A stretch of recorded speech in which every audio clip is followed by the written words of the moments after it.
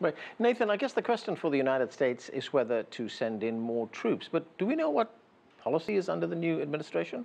No, well, they've had a review, and that review is not public, as I'm aware of, and they've had reviews of all sorts of policies. This is what incoming administrations tend to do. It reminds me of the Obama administration when they had to work out whether they would commit tens of thousands more troops, and there was arguments on both sides. He ended up doing it under pressure from the military. And what's interesting, I think, at this juncture is that Donald Trump has said he's going to trust his generals a lot more. And I think the Pentagon really have much more influence on the decision-making than they would perhaps under the previous administration. The question, though, for most military planners is when do you get out? And there has been no exit strategy in Afghanistan for over a decade. It is the longest-running war the Americans have ever been involved in, and it shows no signs of winding down. It's a low-intensity conflict in some respects, but remember also, this attack happens when there was some talk of peace talks actually happening and some reaching out. Because in the end, let's face it, you have to have political solutions. This looks further away than ever. And the NATO combat mission has actually ended, right? Yes, but it's been regrouped. But generally, the Americans are essentially in charge. They always have been. But the question is, when do you pull out? And you know, it reminds me of Vietnam without the casualties, in that you want a viable political solution in place. But if there isn't one, you stay until there is, or until there's a disaster. Qinduo, of course, Afghanistan is one of the countries that borders China. What is China's view of the continuing violence there? Well, the official response from the Chinese side is basically, condemnation, just like any other countries. So there's not much information beyond that, and partly because, I think the Chinese side is assessing the situation. The situation is getting worse. Terrorism is getting worse in this country. And if you look at the Chinese approach, Chinese policy toward Afghanistan is mainly focusing on investment and trade. The idea is like through trade and investment, you have prosperity, you have more jobs, and then you have the reduction of terrorism and more stability in that country.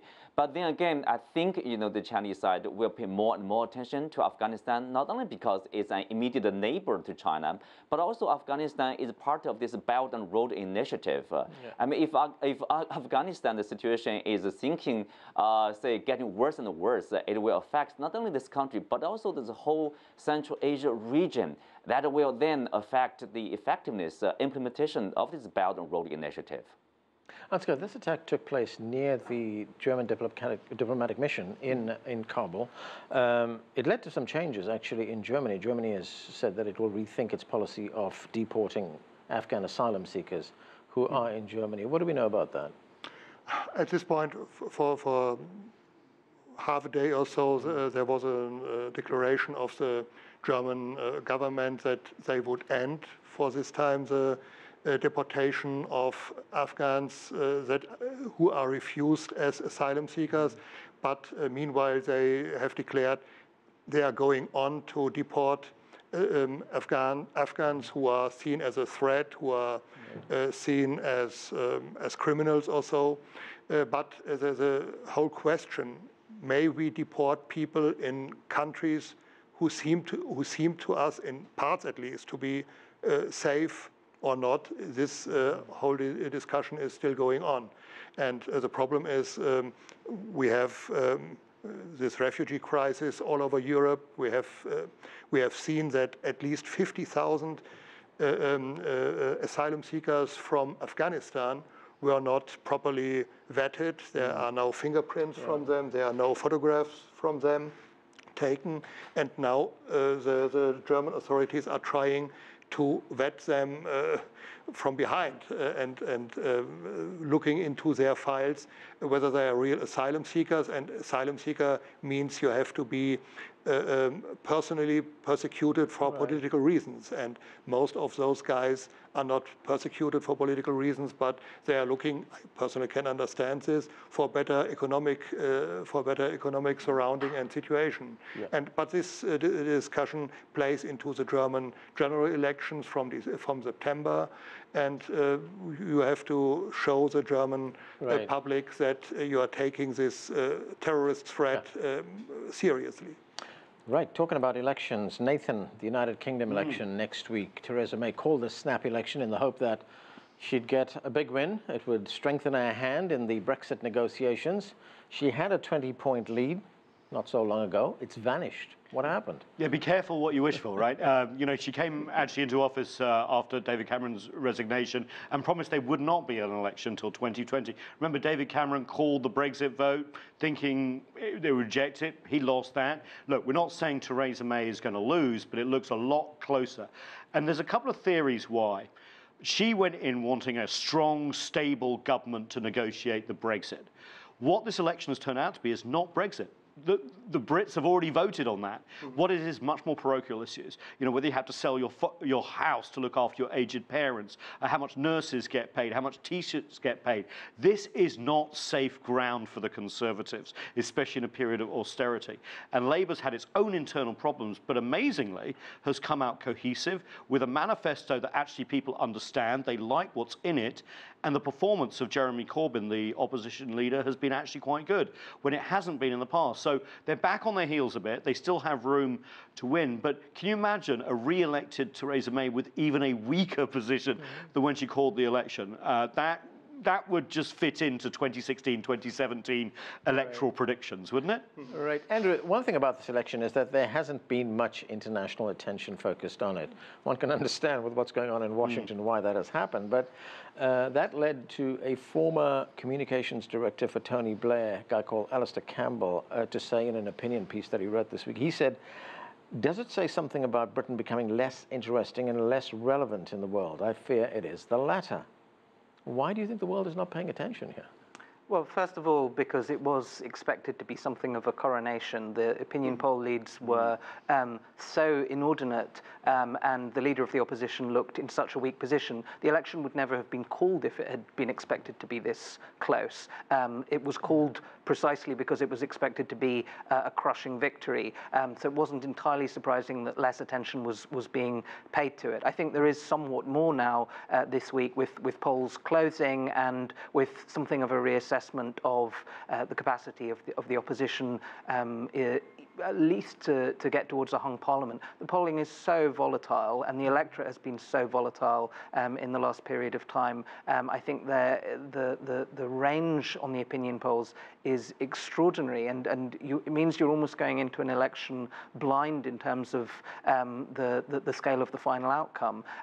But I think even if you have most probable outcomes at the moment seem to be a non-storming Tory majority, I think there'll be a level of attention paid to the fact that she will probably emerge, the Prime Minister, in a somewhat weakened position, if anything, in terms of her personal mandate as a result of what has been an extraordinarily poor election campaign. But I don't think within the EU that there was really much of an expectation that this would make much difference to her negotiating hand either.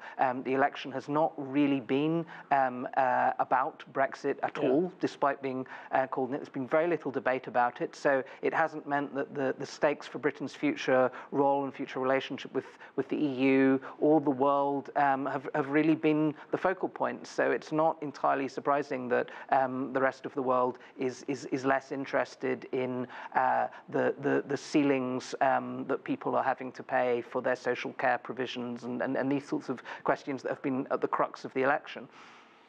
And in a strange twist of irony, cruel irony, I should say, Ansgar, could it turn out that this strengthens the hands of the European negotiators? The outcome of this election. I think the worst outcome would be if the government would be in the end very weak, and then it would be more complicating the upcoming negotiations. But although we don't know the outcome yet, I think the worst situation would be if we would know in advance. Well, or what if Jeremy Corbyn became Prime Minister? You know, and suddenly there was a debate about what they should do. I mean, this is very interesting. Sure. I mean, public opinion. It would change a lot. It would change a lot. Yeah, it's a fascinating election.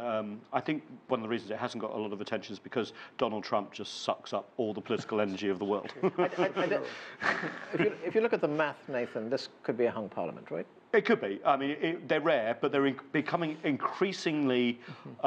It's becoming increasingly likely because it's a bit like the United States, where political science and polling and the way campaigns are messaged now is that they know who responds to what. Very like the United States, those sort of methods are coming in. So people, the parties are equally divided. But Labour had a terrible run. Over the last few years, it's tried to reorganise itself. They seem to be getting back on their feet, but we'll wait and see. As Ansgar said, the polling has been, as we've all said, the polling has been all over the place. Qinduo, is there any interest in China on this election? And, you know, looking at Brexit right now, what does that mean for Chinese-UK relations? Well, first of all, in terms of this attention, the interest is not that strong. Let's say, for Chinese people on the street, they would say, there's a referendum, there's election, now there's another election. People would ask, what's that for? And besides, whoever will be the new prime minister, China-UK relationship will likely be the same. It's strong. And also, it's really about the Brexit negotiation, which could last for 2 years long. And people would pay attention to this, big bill, 100 billion euros from the European Union on the UK. And of course, as Nathan said, of course, people paid a lot of attention to the maiden overseas visit by President Trump, and also European visit, and the relationship with NATO. And China had just hosted its Belt and Road Initiative Summit. So right. That's where people paid attention, probably. Andrew, there's another little subplot to this whole election, and that is how the Scottish National Party does in this election. If it does well, do we see another push for another referendum for Scottish independence?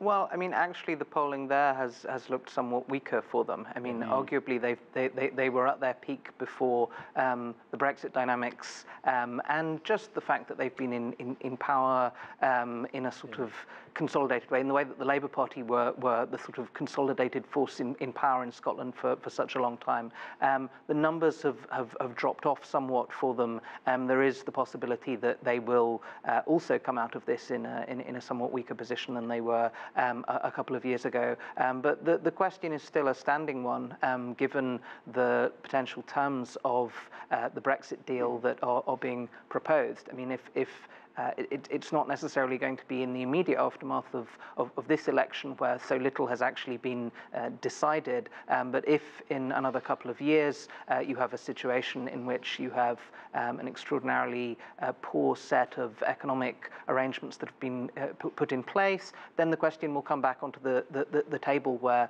in Scotland that looks like a viable option, whereas for the rest of the country, I think the question of revisiting the entire thing is still not there. There's no collective appetite for that. Whereas I think the Scots have a sort of a get out or a get back in. Right. My point is we don't know anything about Brexit negotiations yet, and I think personally they're going to be a lot tougher on the UK than the UK thinks. I think it's going to be very difficult for the Brits to negotiate what they want and reject what they don't want, because that was the whole idea of the European Union: is you take on the responsibilities of freedom of movement, but you get the benefits as well. And if it does go badly, then perhaps the Scottish referendum thing will come up. My main worry is Ireland, actually, Northern Ireland, and Ireland being perhaps a border going up again between those two entities, because that was one of the big successes of the European Union, is making that landmass so integrated, and we could go backwards. Okay, we're going to have... Go ahead. There's still a third possibility.